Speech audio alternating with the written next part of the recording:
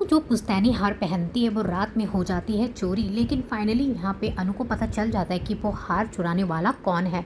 आने वाले एपिसोड में आपको देखने को मिलेगा कि यहाँ पे गायत्री देवी फाइनली डिसाइड करती है कि उसके पास जो पुश्तैनी हार है और जो हार वो राजनंदिनी के लिए रखी होती है और राजनंदिनी को देने के लिए सोचा होता है, वो हार अब वो अनु को देगी। क्योंकि यहाँ पे आर्या की शादी अनु से हो रही है, तो आर्या से कहती कि ये हार मैं अनु को देकर आऊँगी आज। तो यहाँ पे गायत्री देवी पहुँचती है अनु के घर पे, जहाँ पे वो हार देती है अनु को, जिसको देखकर वो बहुत खुश होती है कि ये पुश्तैनी हार अनु को पहनाया गया है। यहाँ पुष्पा और गोपाल भी खुश होते हैं देखकर कि गायत्री देवी ने इतना अच्छा पुश्तैनी हार अनु के लिए रखा हुआ है।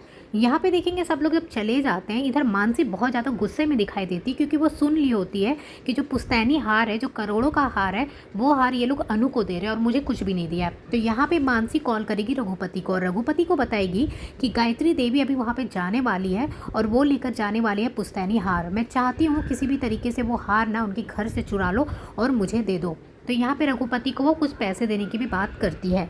अब यहाँ पे देखेंगे वो पुश्तैनी हार अनु खोल कर वार्डरोब में अच्छे से रख देती है और रात को जब सब लोग सो जाते हैं और सुबह उठते तो देखते हैं कि वार्डरोब का दरवाज़ा खुला हुआ है और हार गायब है, जिसको देखकर सब लोग शॉक्ड हो जाते हैं, दौड़ते हुए आते हैं और हार हार चिल्लाते हैं। तो अनु देखती है कि हार गायब है तो उसे बहुत बुरा लगता है कि गायत्री माँ ने मुझे इतने प्यार से वो हार दिया था और मैं संभाल के रख नहीं पाई, पता नहीं कौन चोरी करके ले गया।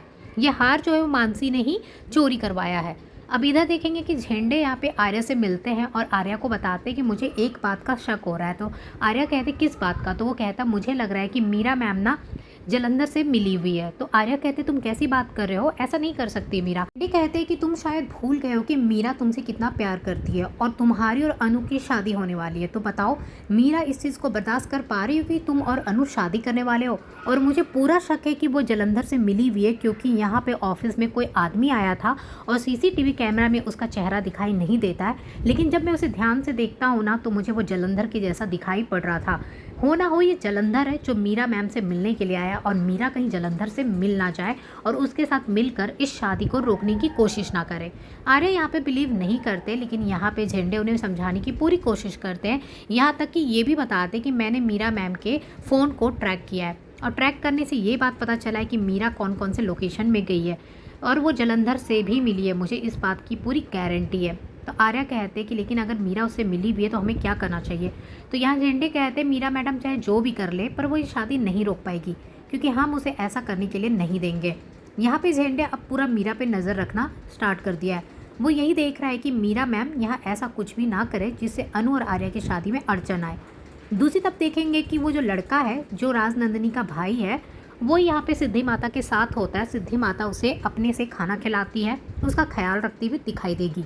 यहाँ देखेंगे वो जो लड़का है, जब उसका ब्रासलेट अनु देखेगी ना फ्यूचर में, तो उसे देखते ही उसे याद आने लगेगा कि ये कोई उसका अपना है, क्योंकि बार बार सपने में उसे यही ब्रासलेट दिखाई देता है और एक हाथ दिखाई देता है।